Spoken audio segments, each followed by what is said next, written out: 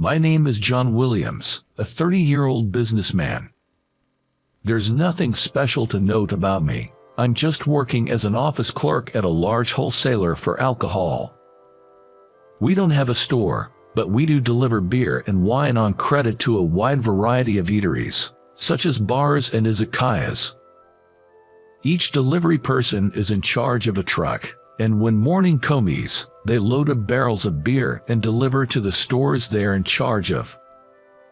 As for me, I'm working in an office with only women, handling things like processing credit slips and various chores. I think I've been placed here because they need at least one male hand in the office. Still, it's true that I often have bad experiences because I'm looked down on by people like the driver, the procurement personnel, and the warehouse manager. On top of that, the General Affairs Department is a women's garden. I feel uncomfortable. I often feel stressed because it feels like I'm caught on the horns of a dilemma. But the reason I'm still at this company is because not everything is bad. I have many colleagues I get along with, and I often get treated well by our regular customers. There are times for ups and downs. It would be the same no matter where I work. The change in my life happened this spring. The cause was a new department manager who joined the company in the middle of the term. He was a tough guy with a background in finance, having served as a branch manager of a regional bank. He had a tendency to try to settle everything with numbers. The department manager was rough from the start. Perhaps he felt pressured to produce results because he was hired in the middle of the term. His demands on us were too high. Suddenly, the previously laid-back atmosphere in the office started to get tense. According to the section chief secretly told me, it seems that the director is suggesting personnel cuts to the president. Indeed, there have been fewer drinking parties recently, and opportunities for outside drinking have been lost. It's a big blow to our company, which delivers alcohol to restaurants. I knew that sales were sluggish. When I heard about this from the team leader, I had a bad feeling. This was because, as far as the director was concerned, my performance seemed to be at rock bottom, and I was well aware that he had me in his sights. Perhaps being the only man among the clerks might give the impression of being incompetent. I had the impression that I was doing a decent job, but the director didn't seem to recognize my efforts at all. In a month after the director took office, the discussions about reduction began. It started with soliciting voluntary retirees. Apparently, no one expressed a desire to leave. The director then prepared a list for the reduction. My name was at the top. He subtly applied pressure, saying, "It's not mandatory, but if you care about the company." Besides me, several delivery personnel and assistants were chosen. It seemed like an arbitrary selection on the director's part. The warehouse keeper's name was on the list, and he was outraged. And rightly so. If the warehouse keeper quit, the company would be thrown into chaos. Because no one else can find a single bottle of wine in the huge warehouse. The president didn't seem to like the list either, but he had difficulty expressing his opinion to the director, who was an elite from the banking world.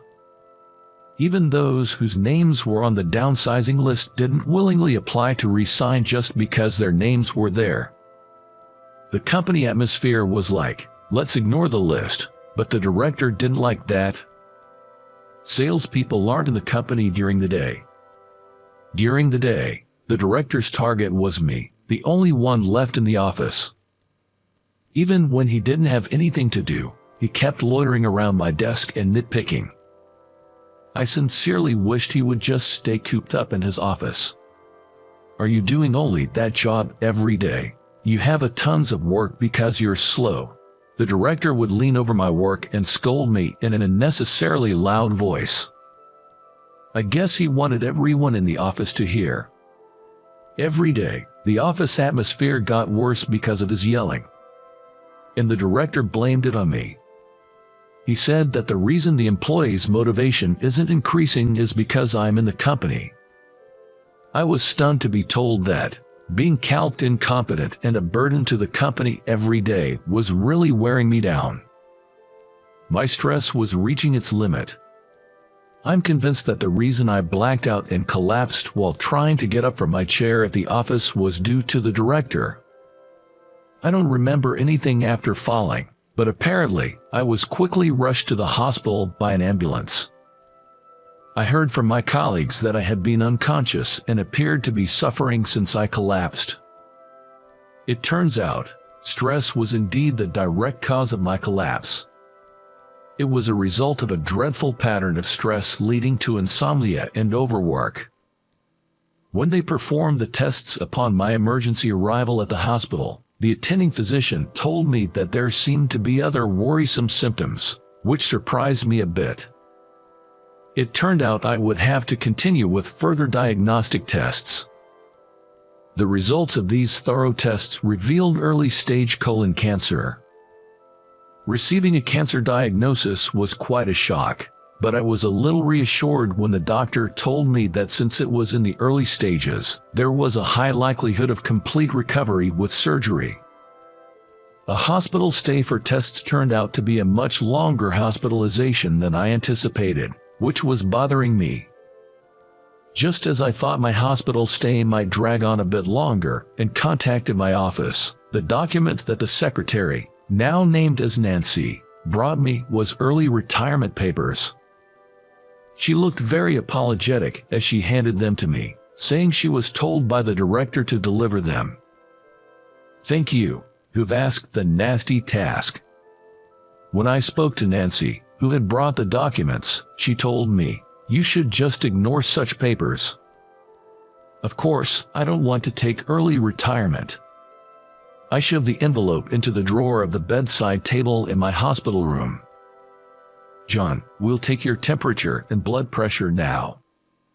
The nurse came named Kathy, replacing Nancy in the room. The first time I saw her, I was so struck by her beauty that I didn't even realize when the injection was over.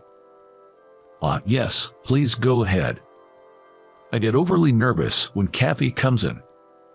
Her being extremely beautiful is one reason why I get so nervous. On top of that, she never smiles. She's called Iron Mask by the inpatients. It seems her fellow nurses also call her that. Kathy's expressionlessness and her good looks make her appear doubly intimidating. It's not that she's cold or anything like that to the patients. She's a strict yet kind nurse. The young attending physician told me that he's most afraid of being scolded by her. She doesn't raise her voice but seems to be able to express her anger in a quiet, matter-of-fact way. I thought I would be terrified if it were me. "Your pulse is a bit fast. Are you not feeling well?" Kathy, who was taking my pulse, quietly said so. It seems my pulse quickens just by having her near me. I was a little amazed at how nervous I was. "I'm okay. There's nothing wrong with me." As I hastily said that, Kathy stared at me fixedly. And then, she let out a small sigh. I started to panic, wondering if I had disappointed her. But her sigh was not one of disappointment. "Don't just dismiss things lightly as okay. You're here to fight a disease, remember. If you're feeling bad or if there's even a slight difference from your norm, make sure to tell us," Kathy said with a serious expression. Then, she deeply bows in my direction, apologizing for her inadequacy. "Wait, why? You don't need to apologize for anything, Kathy. I understand there's a certain atmosphere around me that makes it hard for you to open up. I'm really sorry about that." I wonder if Kathy knows what people call her behind her back. I gently look at her face, wondering if she's hurt. Her usual expressionless face is there. I'll be a good patient." My words slip out awkwardly, as I don't know what to say. Iron-faced Kathy's eyes widen in surprise. Then she quickly returns to her usual expression and simply responds, "I appreciate that." I suddenly feel embarrassed and couldn't say a single word until Kathy left the room. Hospital life is surprisingly busy with continuous tests before surgery. Today, I didn't return to my room until past 3 p.m. after the tests. Dragging my test-weary body into my room, I find that there's already someone there. It's my boss.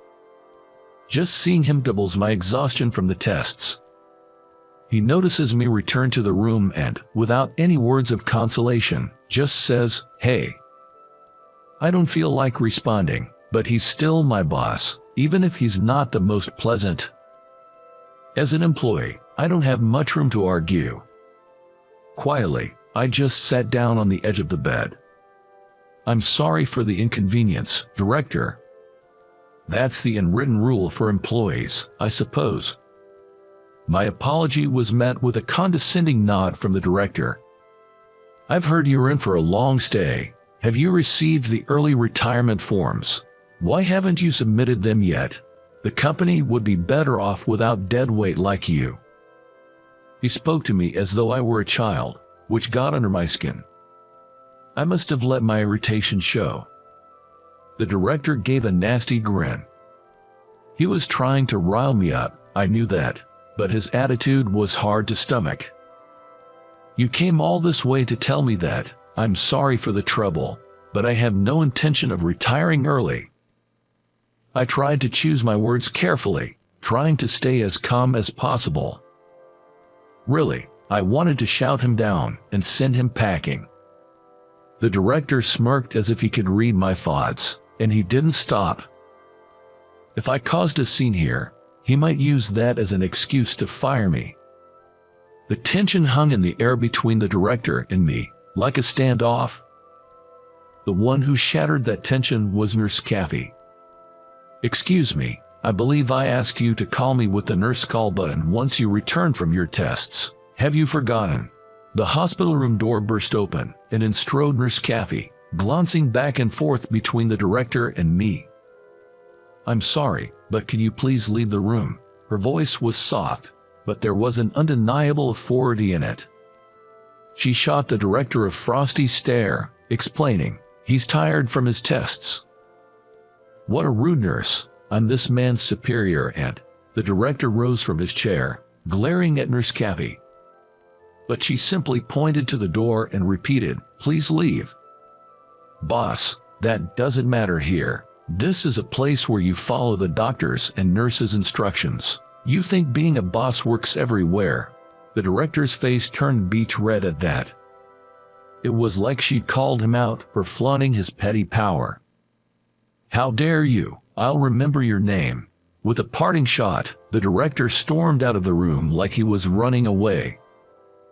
I listened to the receding footsteps, letting out a sigh of relief. "Would you like to lie down?" Kathy, as if nothing had happened, helps me to comfortably lay down. After laying down, all the exhaustion came to me. "Why don't you take a nap until it's time for dinner?" As she suggests this, she pulls the blanket up to my shoulders. I can't help but feel a little shy. "Thank you. That man, he's a bit of a problematic boss. I appreciate you sending him away." As Kathy is about to leave the room, I call out to her, and she slowly turns around. In her flat tone, she says, "It's my job." Right, but still, I wanted to say thank you. Upon hearing this, her hand, which was on the doorknob, stops. And slowly, she turns back towards me. Kathy looks at me with a strange expression. The moment I thought her feelings briefly showed on her face returns to its usual expressionless, iron mask. Without saying anything more, she leaves the room. Fortunately, the surgery was successful, and I continued my treatment towards recovery. My body was at its limit due to stress. Even after the surgery, I was told to rest properly. During my lengthy hospital stay, I set a goal for myself. That was to see Kathy's smile by the time I was discharged. I really wanted to see her smile. I also had a feeling that I wanted to grab her attention. Apparently, the director had visited the hospital several times after my surgery, but he never made it to my room. I was surprised to hear from another nurse that Kathy had turned him away every time. I was nothing but grateful to Kathy. I was attracted to her. All the strategies I came up with to see her smile ended in failure. Whether I prepared a horse mask or practiced magic tricks, everything was a bust. When I shared my Make Kathy Laugh project with other nurses, the news spread throughout the hospital. Getting advice from other patients, brainstorming strategies together, my hospital life quickly became more fulfilling. Yesterday, finally, a seemingly exasperated Kathy told me to focus on my treatment since I'm the patient. From then on, every time I try to make her laugh, I get scolded with the same line. One day, as my discharge date was approaching, I got an urgent call on my cell phone from my colleague, Laura. There had been a customer who was a regular complainer, making numerous complaints every day, causing work to be disrupted. Normally, I would be the one dealing with this customer. The complaints were usually about simple things like wrong order or late delivery, nothing too serious. But this time, it seemed the customer was extremely angry because they received a different product than the one they ordered. I understand the situation, but I'm in the hospital. If you can't handle it, just escalate it to upper management. Let them deal with all of it, I advised. Normally, I could handle most complaints at my level. But this time, I'm afraid the bosses would have to step up. Laura said she would do that and hung up. The complainer was a guy named Mr. Ferguson, who ran a couple of bars and snack joints. He could be a bit tricky at times, but he wasn't unreasonable. As long as the first step in handling the complaint was correct, there shouldn't have been any problems. I've never experienced a complaint so severe that the phone didn't stop ringing for days. The day after Laura's call, my boss barged into my hospital room. He burst past the nurses who were trying to stop him, giving me quite a surprise. "Director, what's going on?" His forehead was covered in sweat, and his usually crisp suit looked somewhat worn out. "You've been handling that complainer and smoothing things over. It's your responsibility. Contact him and sort this out, now." He tossed the company cell phone at me, which made me feel exasperated. I did not pick up the company cell phone, so the director kept yelling at me, saying that I should be grateful that a useless person like me could be of use. I was starting to worry about causing a disturbance in the hospital. Reluctantly, I picked up the company cell phone. "Is it you again? This is a hospital. Please, keep it down." Just as I was about to make the call, Kathy entered the room. The nurse who had initially tried to stop the boss had apparently fetched Kathy from another ward. She was stone cold, glaring at the director without flinching. With her imposing demeanor, the director was taken aback. "I'm giving this good-for-nothing some work. Don't meddle with company affairs. You're just a nurse." Just as the boss's tirade was coming to an end, Kathy swiftly grabbed the company cell phone from my hand. Then she shoved it into the director's chest pocket, rather forcefully. "From this moment, this room is off-limits to visitors. Why don't you go back and do your own job?" Kathy said as she pushed the boss out of the room and closed the door behind him. I heard a click as a sign was hung on the doorknob. It must be a no visitor sign. I could hear the director yelling outside the room. He made a ruckus for a while, but it seemed like he was escorted out by the security guards who came rushing. In the end, from what I heard from another nurse, he was even begging Nurse Kathy. I did feel a bit sorry for him, but I think it served as a good lesson for the director. Afterwards, it appears that the director got more complaints from a customer while handling a complaint. In the end, our regular client, Mr. Ferguson, said he would switch to another liquor store, effectively terminating his contract with us. It was a major blow to the company, and after a thorough investigation into the cause of the complaint, a revelation came to light. The director had rearranged the office on his own, and it seems a new and experienced worker had been put in charge of order reception. With no one to assist, the newbie was left to handle everything on their own. That's when the mistakes at the reception started piling up and caused the complaint. There are so many types of alcohol that you can't count them all. Without an experienced receptionist, it's difficult to understand specific wine brands. Normally, an experienced office worker would be assisting the newbie.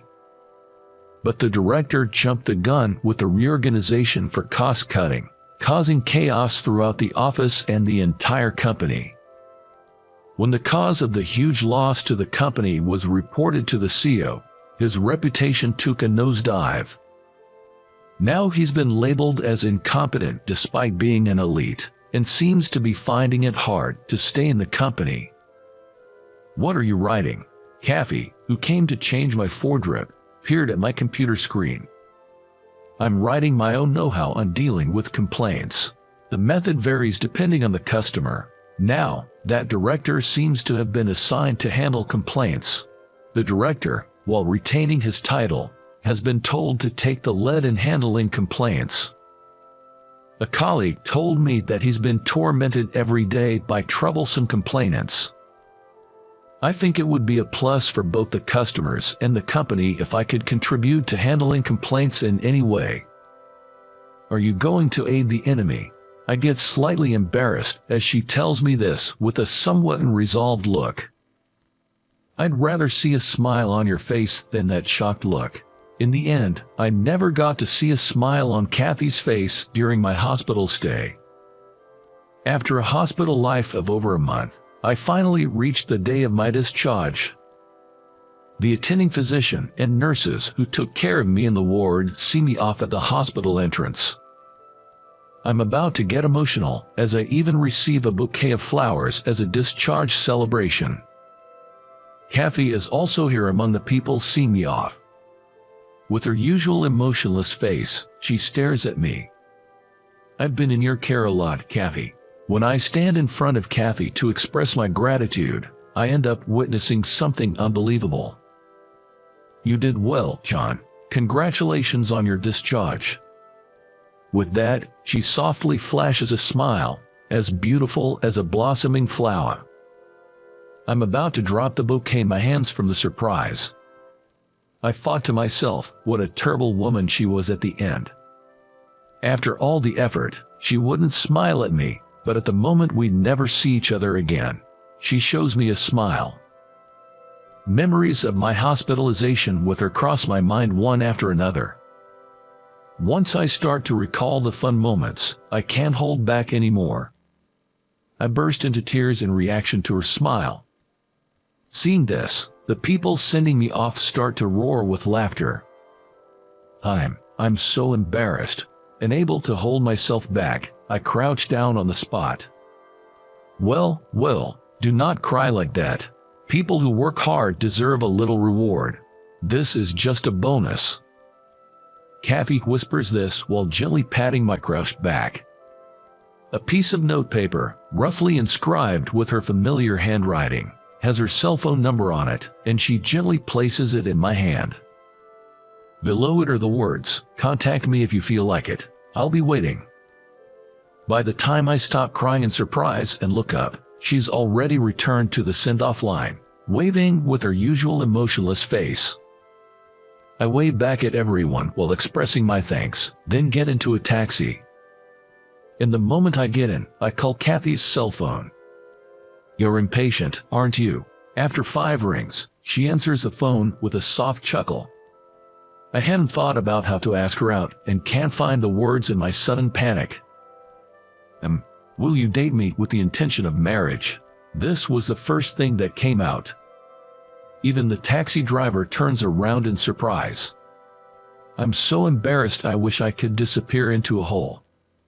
Isn't that a bit too hasty, but okay. Perhaps I found the treasure of my life in a hospital and I was too lucky. A few years later, I can't help but grin imagining her standing next to me in a white bridal dress. How did you enjoy today's story? Subscribe the channel and give us likes. It gives us motivation for our production activities. We're also looking forward to hearing your comments. See you again in the next video.